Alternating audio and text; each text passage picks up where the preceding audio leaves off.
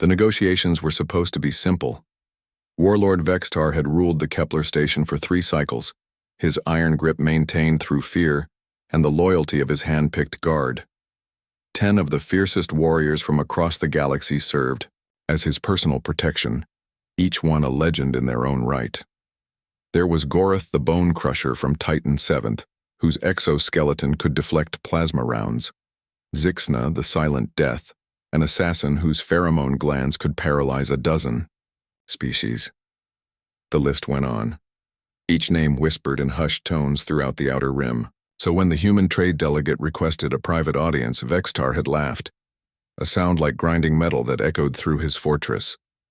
Humans were new to the galactic stage, barely a century since first contact. What could one of these soft pink creatures possibly want that required such formality? Let the human come, Vextar had declared to his lieutenant. But bring all 10 guards.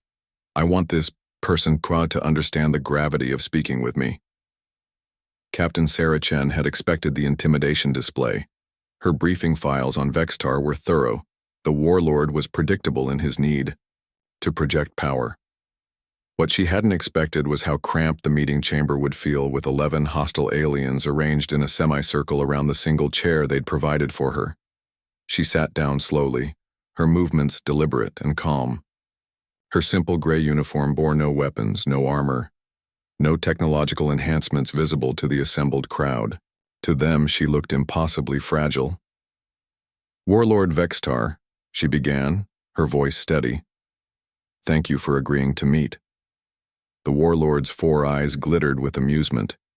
He was easily 3 meters tall, his chitinous carapace scarred from countless battles. Speak quickly, human.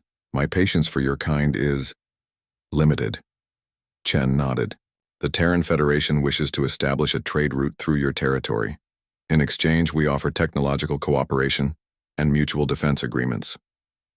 Mutual defense? Vexitar's laugh boomed again. What could humans possibly offer that we would need? Chen stood up, the movement causing several guards to tense. Gorath's massive claws extended slightly. Zixna's breathing apparatus hissed as toxins began to build in her system. The others shifted into combat positions with practiced ease.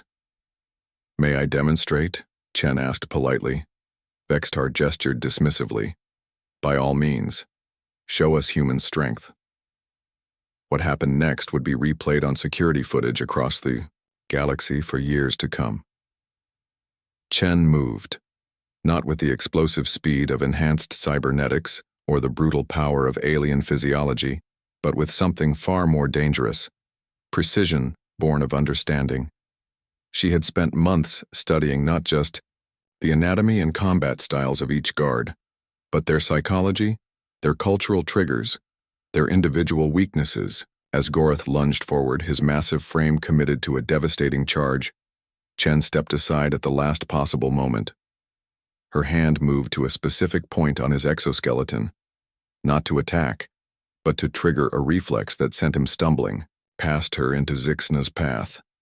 The assassin, already releasing her paralytic cloud, found her own ally crashing into her at full speed. As Gorath's weight drove her backward, Chen was already moving to her next target. The Christok warrior, Threndis, relied on his species' natural ability to phase in and out of solid matter. But Chen had noticed the telltale electromagnetic field fluctuations that preceded each phase shift. She timed her movement perfectly, placing herself exactly where Threndis would rematerialize, forcing him to abort his attack to avoid impaling himself on his own crystalline spikes as he tried to phase through what he thought was empty space. One by one, Chen dismantled the guard formation. She used Velmoth's pack-hunting instincts against him, triggering his territorial response when she positioned him too close to another predator species. She exploited the Nexari honor code, forcing Clack's iron into a formal challenge stance that left him vulnerable to redirection rather than direct confrontation. The most remarkable thing wasn't her speed. Several guards were faster. It wasn't her strength. Most could crush her without effort. It was her understanding.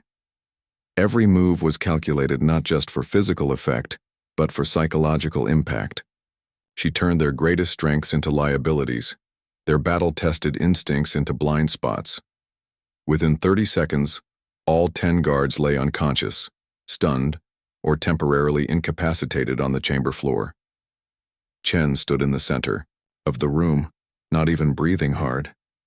Vexitar stared at the carnage, his 4 eyes wide with something approaching terror. "How?" he whispered. Chen straightened her uniform and walked calmly back to her chair. "Warlord, every species in this galaxy has evolved to fight something. You've all become very good at fighting each other. But humans—" She paused, meeting his gaze steadily. "Humans evolved to fight everything. It's made us very good at understanding how everything works." She gestured to the groaning guards beginning to stir around them. "These warriors are formidable, legends in their own right. But they've never faced an opponent who studied them not to match their strength, but to understand their nature. We don't just adapt to fight our enemies, Warlord. We adapt to understand them so completely that fighting becomes unnecessary." Vexitar slowly sank back into his throne, his mind reeling. "And if I refuse your trade proposal?" Chen smiled, not the predatory grin of a conqueror, but the patient expression of someone who had already won. "Then you refuse. We'll find another route. But Warlord—" She stood again, and this time none of the recovering guards moved to intercept her. "Consider this. If one unarmed human can walk through your best defenses using nothing but understanding, what do you think an entire human fleet could accomplish if we decided cooperation wasn't possible?" The silence stretched for long moments before Vexitar spoke again, his voice subdued. What are your terms?" As Chen began outlining the trade agreement, the guards slowly picked themselves up off the floor. Each one looked at the small, human woman with new eyes, not seeing prey or a curiosity, but recognizing something they had never encountered before. A species that had made understanding itself into the ultimate weapon. The negotiations, it turned out, were indeed simple. When you truly understood your opponent, they usually were.